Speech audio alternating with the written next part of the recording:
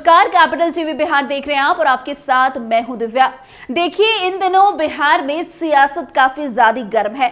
लगातार नेताओं के पलटने का दौर जो है वो जारी है। इसी बीच मुख्यमंत्री नीतीश कुमार को लेकर के भी तमाम अटकलें लगाई गई कि नीतीश कुमार दही चूड़ा के बाद जो है कोई बड़ा निर्णय ले सकते हैं, यानी कि वो एक बार फिर से महागठबंधन में जा सकते हैं। इन दिनों बीते दिन की अगर बात करें तो 14 जनवरी को मकर संक्रांति के दिन जो है बिहार में सियासत काफी गर्म हो गई। नीतीश कुमार सबसे पहले चिराग पासवान के घर पहुंचते हैं, उनके कार्यालय पहुंचते हैं दही चूड़ा भोज में सम्मिलित होने के लिए, लेकिन वहां पर देखा गया कि चिराग पासवान उपस्थित नहीं थे, जिसके बाद अब यह कहा जा रहा है कि नीतीश कुमार गुस्से में वहां से निकल गए। इसके बाद कई सारे ऐसे जो है बातें निकल कर आई सियासत में कि नीतीश कुमार गुस्सा है, नीतीश कुमार से चिराग पासवान मिलना नहीं चाहते थे, चिराग पासवान को लेकर तमाम अटकलें भी लगाई गई। लेकिन इसी बीच जो है मुख्यमंत्री, अगर आज की बात करें तो मुख्यमंत्री नीतीश कुमार जो है चेतन आनंद के घर पहुंचे। अब आप सोच रहे होंगे कि चेतन आनंद के घर क्यों पहुंचे, तो आपको बता दें चेतन आनंद ने एक घर लिया है जिसकी आज जो है एक तरीके से पूजा पाठ कराई गई। इसमें सम्मिलित होने के लिए खुद मुख्यमंत्री नीतीश कुमार जो है पहुंचे। अब मुख्यमंत्री नीतीश कुमार को देखने के बाद चेतन आनंद हो, लवली आनंद हो और आनंद मोहन हो, तीनों ने मिलकर गर्मजोशी के साथ नीतीश कुमार का स्वागत किया। अब आगे क्या कुछ इससे निकलकर सामने आ रही है वो आपको पहले बताते हैं। आपको बता दें कि मुख्यमंत्री नीतीश कुमार जब चेतन आनंद के घर जो है भोज में पहुंचे तो उनका गर्मजोशी से स्वागत किया गया। भोज के दौरान सांसद लवली आनंद हो गई, पूर्व सांसद आनंद मोहन ने मुख्यमंत्री नीतीश का गर्मजोशी के साथ स्वागत किया। इस मुलाकात के दौरान मुख्यमंत्री नीतीश कुमार और अन्य नेताओं के बीच बातचीत हुई जो लगभग 15 मिनट तक चली और कहते हैं कि बातचीत के बाद कुछ बड़ा होता है।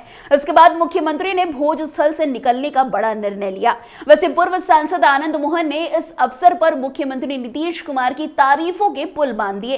उन्होंने कहा कि नीतीश कुमार ने पिछले 20 सालों से बिहार और केंद्र राजनीति को प्रभावी ढंग से दिशा दी है और वो अब भी राजनीति में सक्रिय हैं। उनका कहना था कि नीतीश कुमार राजनीति में एक स्थिरता लाने में सफल रहे हैं और आने वाले समय में भी उनका प्रभाव बना रहेगा। उन्होंने ये भी कहा कि बिहार में कोई बड़ा बदलाव नहीं होगा और नीतीश कुमार ही सत्ता में बने रहेंगे, यहां तक कि आगामी विधानसभा चुनाव के बाद भी उनका शासन कायम रहेगा।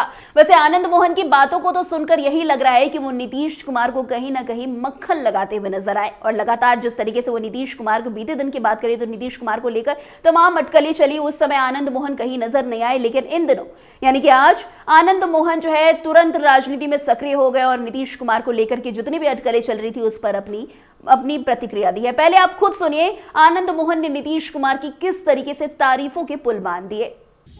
बिल्कुल हुए पर मतलब इंडिया की ही जीत होनी है इस साल, तो क्या दिखता है। अब जो जिन लोगों ने कहा था कि विगत जो चुनाव हुआ 4 इस प्रदेश में, लोगों ने कहा कि हमने नहीं कहा, अपोजिशन के लोगों ने कहा ये सेमीफाइनल होगा। 3 सीट किसकी थी? महागठबंधन की थी। 1 सीट सिर्फ एनडीए की थी। चारों सीटों पर चारों खाने लोग चित्त हो गए। ये तो जिसने सेमीफाइनल कहा कि सेमीफाइनल ही 25 तय करेगा, तो सेमीफाइनल ने तय कर दिया, हमने नहीं कहा था। तो एक सवाल यह भी नीतीश कुमार वही तो हैं आप लोग देखिए ना, जो आप देख रहे हैं पूरे देश की राजनीति को बिहार से नचा रहे हैं उंगली पर 20 वर्षों से। सत्ता की चाबी नीतीश के पास ही रहेगी इस साल भी। सत्ता ही रहेगी, चाबी का क्या सवाल है, सत्ता ही रहेगी नीतीश कुमार जी के साथ।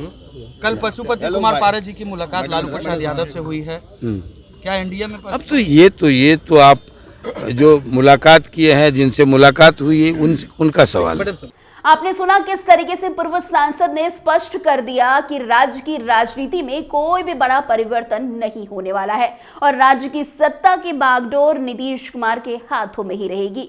उन्होंने इसके साथ ये भी कहा है कि नीतीश कुमार के प्रभाव में कोई कमी नहीं आएगी और वो आने वाले सालों तक बिहार की राजनीति में महत्वपूर्ण भूमिका निभाते रहेंगे।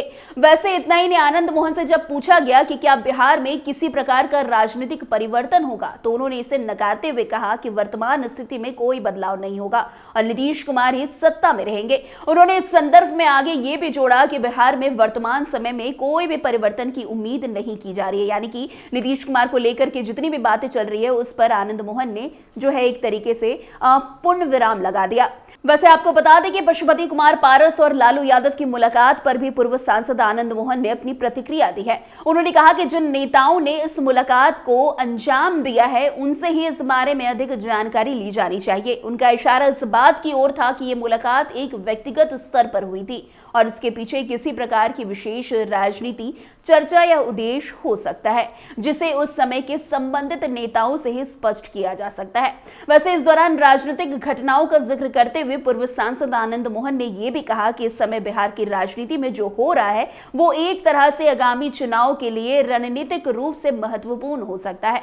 हालांकि उन्होंने यह भी स्पष्ट किया कि बिहार की राजनीति में कोई बड़ा उथल पुथल नहीं होने वाला है और नीतीश कुमार के नेतृत्व में राज्य में स्थिरता बनी रहेगी। साथ ही इस अवसर पर जो नेताओं और कार्यकर्ताओं का एक समूह था उसने मकर संक्रांति के पर्व का महत्व और खासियत को भी महसूस किया।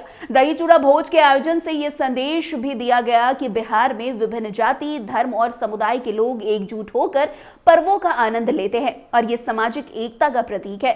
इस भोज के माध्यम से मुख्यमंत्री और उनके साथी नेताओं ने यह भी संदेश दिया कि वे समाज के हर वर्ग के साथ जुड़कर उनकी खुशियों में शामिल है। वैसे मकर संक्रांति का पर्व बिहार में विशेष रूप से धूमधाम से मनाया जाता है और यह अवसर बिहार धार्मिक महत्व नहीं रखता बल्कि यह सामाजिक संबंधों को प्रगाढ़ करने का भी एक जरिया बनता है। इस दिन दही चूड़ा खाने की परंपरा से एक विशेष सामाजिक संदेश दिया जाता है जो एकता और सामूहिकता का प्रतीक होता है। इस भोज के माध्यम से नेताओं के बीच की समीपता और रिश्ता भी स्पष्ट होते हैं। राजनीतिक कार्यक्रमों से अलग ये एक अवसर है जब नेता जनता के बीच सामाजिक रूप से उपस्थित होते हैं और उनके साथ इस पर्व का आनंद लेते हैं। इस तरह के आयोजन से नेताओं और कार्यकर्ताओं के बीच एक प्रकार का सामूहिक संबंध और संवाद स्थापित होता है जो राज्य की राजनीति में स्थिरता और सहयोग को बढ़ावा देता है। वैसे मुख्यमंत्री नीतीश कुमार के नेतृत्व में बिहार में एक प्रकार की राजनीतिक स्थिरता रही है। वो अपने कार्यों और निर्णय के लिए जाने जाते हैं और उनका प्रभाव राज्य की राजनीति में एक लंबे समय तक बना रहा है। बिहार में मकर संक्रांति जैसे आयोजन के माध्यम से उनके नेतृत्व का यह संदेश भी मिलता है कि राज्य की राजनीति में एक मजबूत और स्थिर नेतृत्व की आवश्यकता है।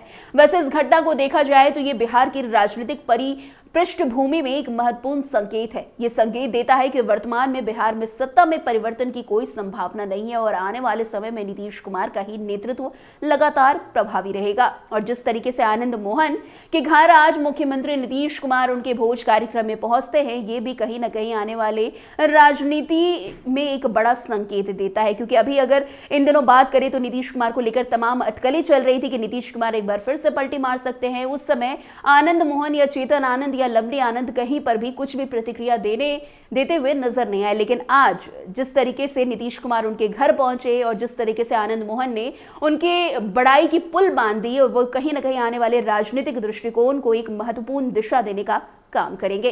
तो फिलहाल आज की इस खबर में इतना ही। अन्य खबरों में हमारे साथ ऐसे आगे बने रहे और देखते रहिए। तब तक के लिए कैपिटल टीवी बिहार। धन्यवाद।